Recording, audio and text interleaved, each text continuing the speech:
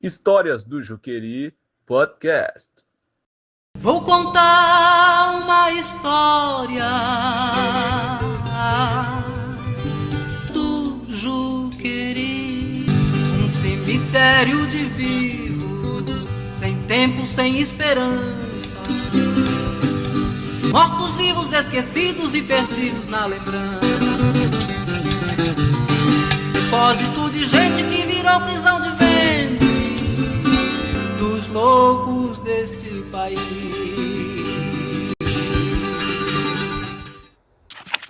Existe um ditado africano que é assim: até que os leões tenham seus próprios historiadores, as histórias de caça continuarão a glorificar o caçador.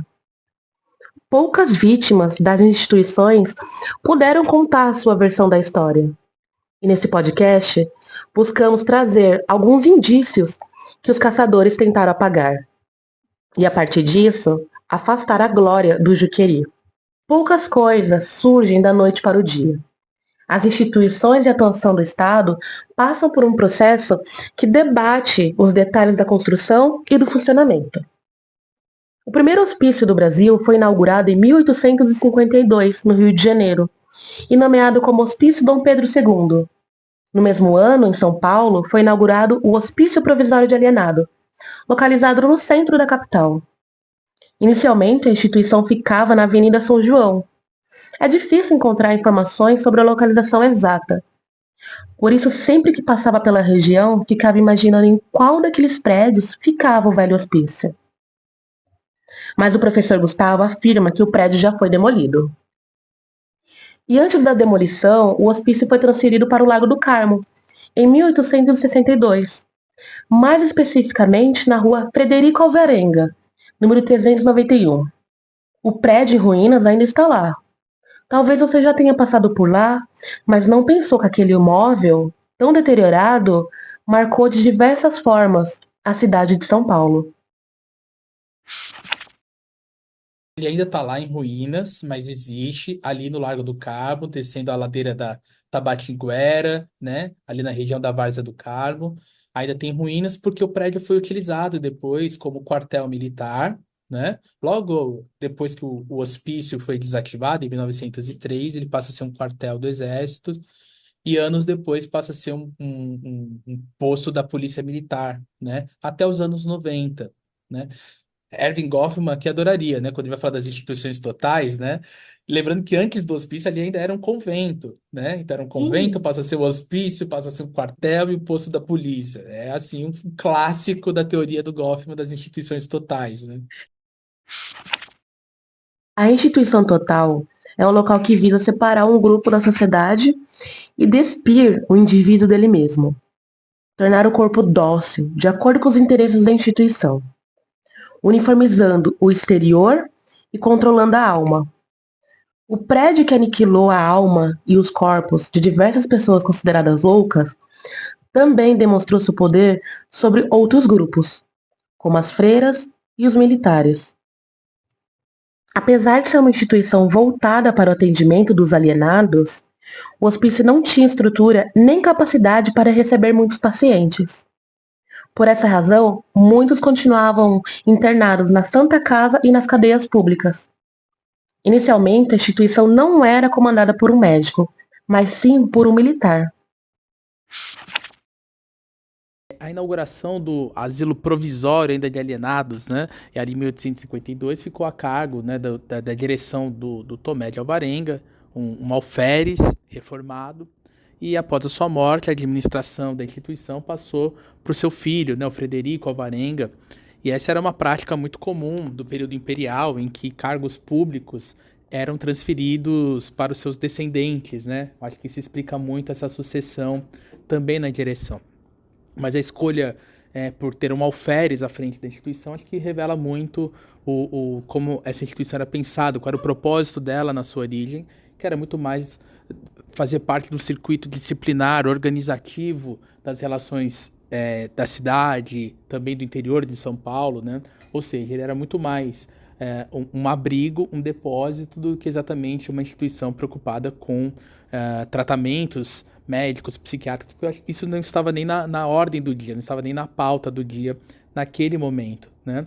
Então, embora houvesse ali a direção por um alferes, também é importante ressaltar que a instituição tinha médicos, né? Tinha médicos entre o quadro de seus funcionários, médicos que faziam tratamentos clínicos gerais, mas também a documentação revela que esses médicos faziam intercâmbios com o hospício de Pedro II, no Rio de Janeiro, em que eram treinados, então participavam de treinamentos ali naquela instituição para aplicar tratamentos psiquiátricos no interior do asilo de alienados. Então, embora não fosse administrado por médicos, né, também é importante ressaltar que havia essa preocupação, tanto do ponto de vista clínico mais geral, mas também havia esses intercâmbios, né, essa troca de informações entre o asilo aqui de São Paulo e o asilo do Rio de Janeiro, obviamente ainda numa perspectiva do que era chamado de alienismo, né, numa prática muito diferente do que era a psiquiatria, que ela vai se formando ao longo dessa segunda metade do século XIX, e até a chegada então do Franco da Rocha e de outros médicos ali no finalzinho do século XIX. Imaginem uma grande instituição que deve fornecer serviço vital para a cidade e para os pacientes, não ser administrada por alguém capacitado. Fico imaginando as trocas entre os funcionários. Como um psiquiatra recorre a alguém menos capacitado que ele para definir a melhor atuação ao caso? E como um profissional atua sem apoio?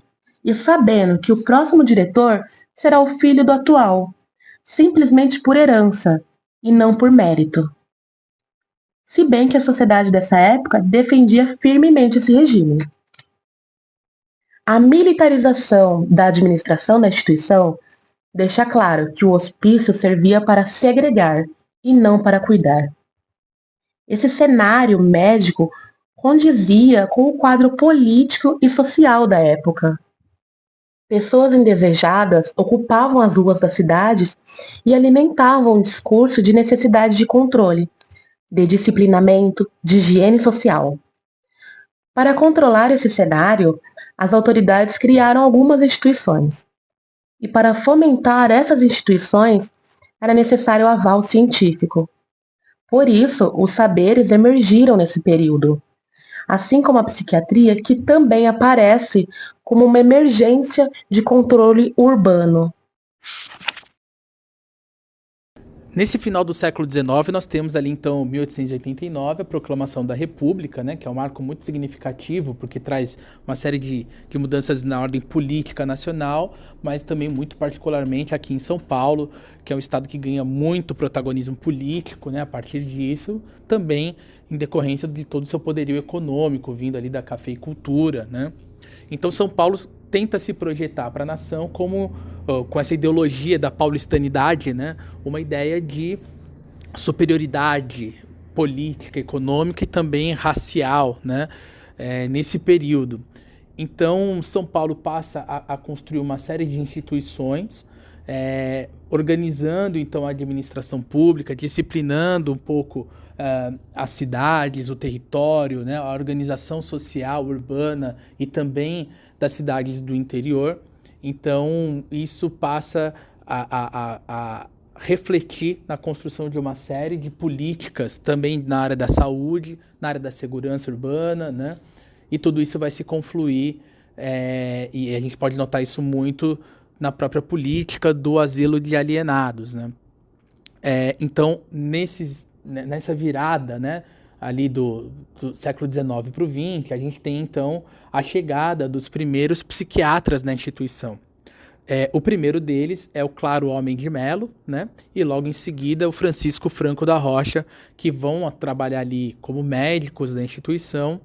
Em 1896, o Franco da Rocha assume, então, a direção do asilo de alienados após a morte do então diretor, o Frederico Alvarenga, né. Então, nesse final do século XIX, a gente tem algumas complexidades ali, tanto da cidade, né? Então, o crescimento urbano da capital, muito expressivo, né? E também a interiorização dessa cafeicultura, né, a expansão dessa cafeicultura pelo interior. Então, também essas cidades do interior paulista demandando da administração estadual políticas também de controle urbano, também controle sanitário, né? Então, nós temos a prática do alienismo já sendo introduzida no asilo de alienados, né?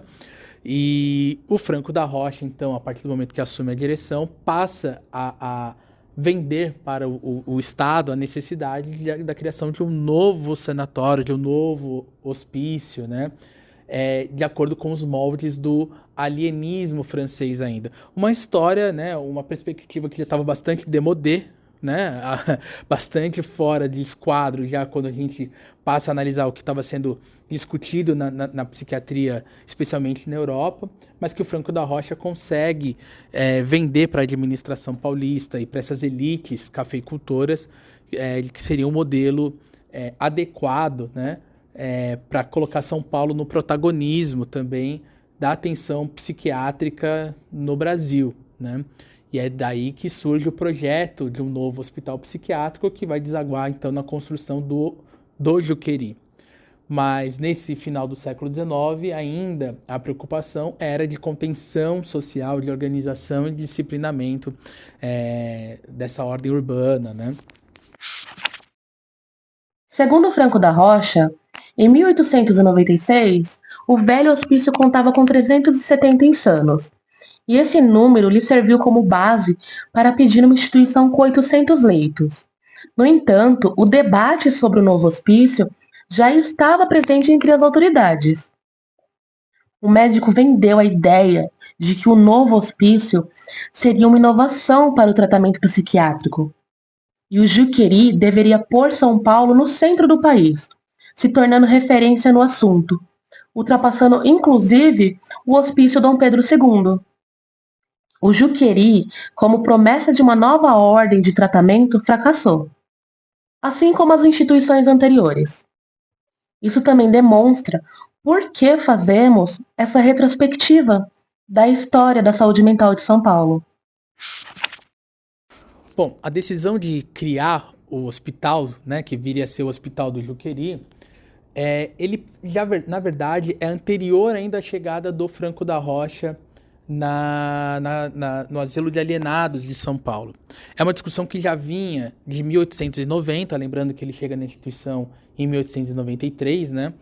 Porque já era evidente que as dependências daquela instituição eram bastante precárias no momento em que havia uma demanda crescente por internações, né? Nós pegamos as documentações do período e há, na verdade, uma série de pedidos de internação que são negados pelo diretor pela absoluta impossibilidade de adentrar mais pessoas naquele hospital, né? Naquele asilo, na verdade. Portanto, já em 1890 já se discutia a criação de uma nova instituição com dependências ainda maiores, né? Lembrando que é isso, São Paulo está em franca expansão, tanto na sua capital quanto pelo interior, né? Decorrente da expansão da própria cafeicultura, a complexificação da sua economia, né? Então havia uma demanda crescente por internações e que aquela instituição, o asilo de alienados, já não tinha mais como comportar. No entanto, é a chegada do Franco da Rocha, né? E especialmente quando ele assume a direção do hospital, em que esse projeto é levado adiante, né? Porque além da necessidade de um espaço maior, né, para acolher essas pessoas, o Franco da Rocha introduz o argumento de que era necessário, então, se ter um modelo psiquiátrico, alienista, para atenção a esses indivíduos, né? Então, há uma série de debates entre a administração pública, o Franco da Rocha, que filho de grandes agricultores de São Paulo, né, alguém que já vem de uma família abastada, então já chega aqui quando ele assume a direção do hospital, é uma voz legitimada também pela sua posição econômica, política, mas também científica, né? Então ele consegue angariar apoio político para a construção deste novo hospital, né, dessa nova instituição, e há uma discussão sobre onde ele poderia ser, né, onde ele poderia ser instalado. Então se discutiu dentro da capital se seria no distrito de Santana ou da Moca, mas o Franco da Rocha consegue emplacar a ideia de que era necessário um espaço rural, né? Porque, segundo o Franco da Rocha, naquele momento, a melhor forma de tratamento psiquiátrico seria a laborterapia, o contato com o campo, né? Uma ideia muito bucólica do que seria o tratamento psiquiátrico. Então se discute regiões um pouco mais afastadas da capital. Então uma possibilidade seria em Mogi das Cruzes, por exemplo, mas na verdade uma região ali na Serra da Cantareira, né, que viria a ser o Juqueri, acaba sendo escolhida por conta de sua topografia, abundância de água, segundo o Franco da Rocha, né, mas também especialmente pelo preço do terreno, né? Então a administração pública compra algumas chácaras que estavam ali instaladas e implanta ali o hospital de Juqueri com a administração do Franco da Rocha, especialmente porque ele gostaria de implantar ali um regime de colônias agrícolas, né? Porque ainda não haviam tratamentos psiquiátricos farmacológicos, né? Ainda as terapias chamadas de choque ainda não haviam sido introduzidas. Então a perspectiva do Franco da Rocha para o tratamento era a laborterapia e uma ideia do afastamento, né? Então muito característico do que era o alienismo que o Franco da Rocha acredita e consegue emplacar esse projeto aqui em São Paulo, era de que então era necessário o afastamento dessas pessoas do seu lugar que gerou a sua loucura, digamos assim. Então, o isolamento do lugar em que esta loucura foi gerada, mas também no sentido de proteção da sociedade, né? Essa associação que sempre foi feita entre loucura e periculosidade, ele vai se refletir também na construção do Juqueri afastado do núcleo urbano. Larboterapia é o tratamento para a saúde mental por meio do trabalho. Se recordam quando a professora Alessandra disse que o crime de vadiagem era mais recriminado que o estupro e o homicídio? Pois bem, o ócio, não fazer nada, era um crime que conduziu diversas pessoas para as cadeias públicas e casas correcionais. E até hoje, se pensarmos bem, nos culpamos quando tiramos um dia para simplesmente não fazer nada. Para a psiquiatria da época, trabalhar tornaria o paciente útil. A capacidade para o trabalho aparece nos prontuários dos pacientes também. Lembram do caso do menino degenerado alcoolista de 11 anos?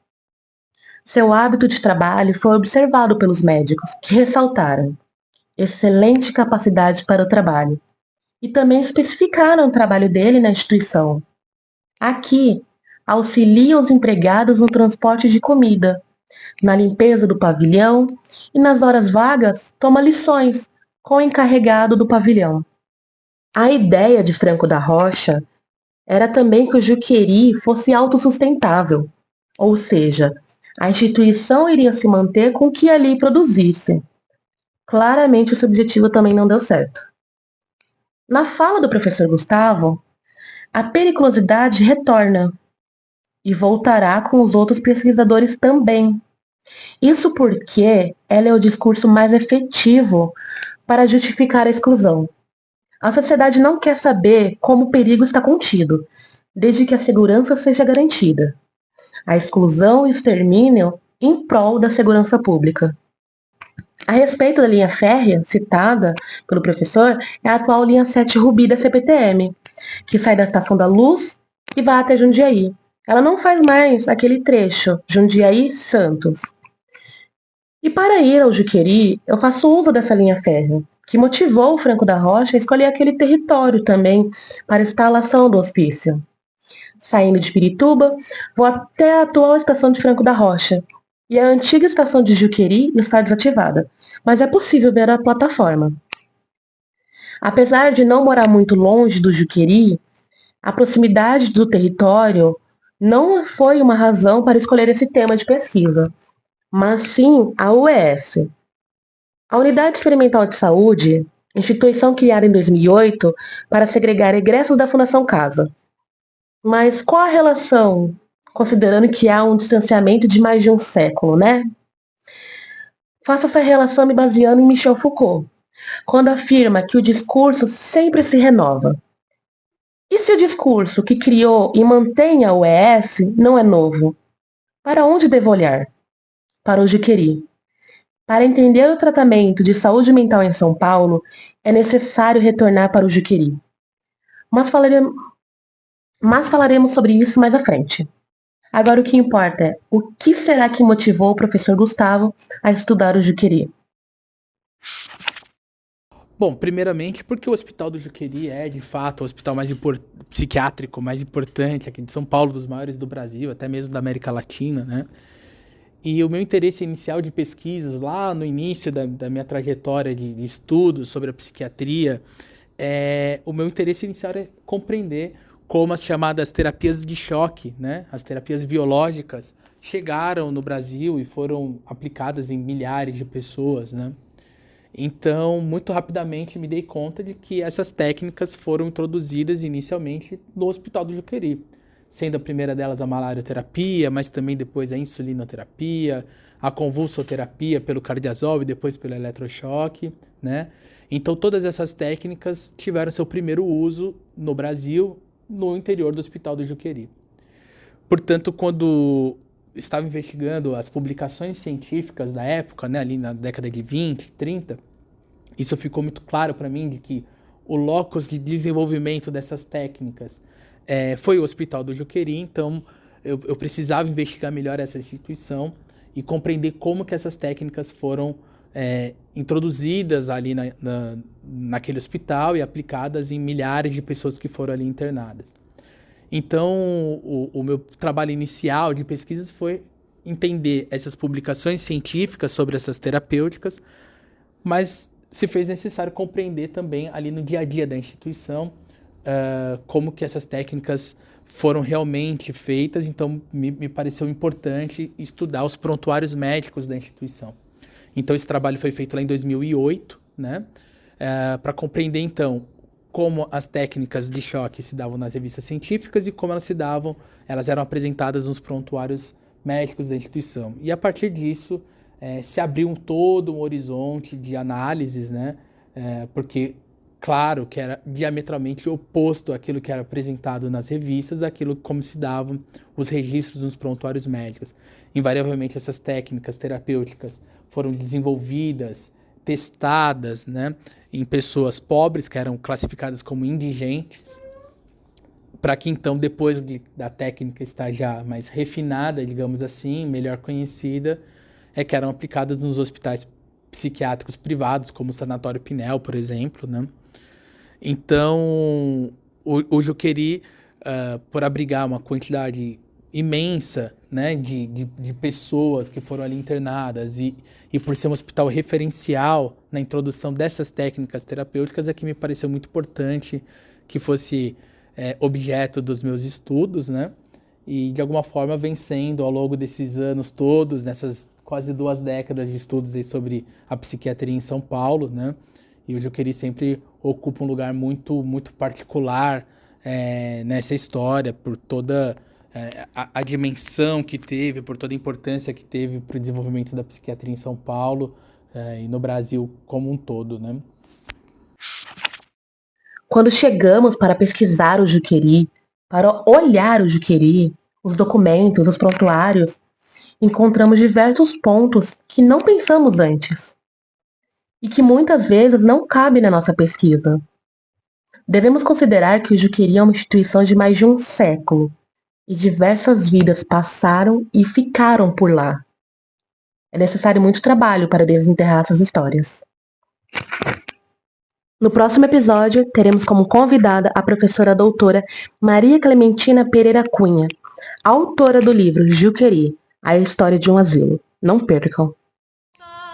Esse episódio foi narrado por Ana Paula Cristina Oliveira Freitas, doutoranda na Universidade Federal do ABC, orientação de Maria Gabriela Silva Martins da Cunha Marinho, professora na Universidade Federal do ABC.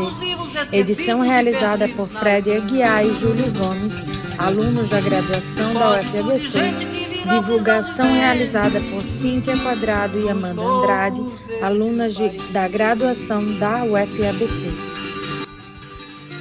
O episódio contou com a participação do professor Dr. Gustavo Tarilô, pós-doutorando e doutor em Saúde Coletiva pela Faculdade de Medicina da USP, mestre em História Social pela FEFELESTE USP e graduado em História pela Universidade do Grande ABC. É autor dos livros Entre Comas, Febres e Convulsões, As Terapias de Choque no Hospital do Juqueri e Psiquiatria e Política, O Jaleco, a Farda e o Paletó, de Antônio Carlos Pacheco e Silva. Atua como pesquisador do Museu Histórico da FMUSP.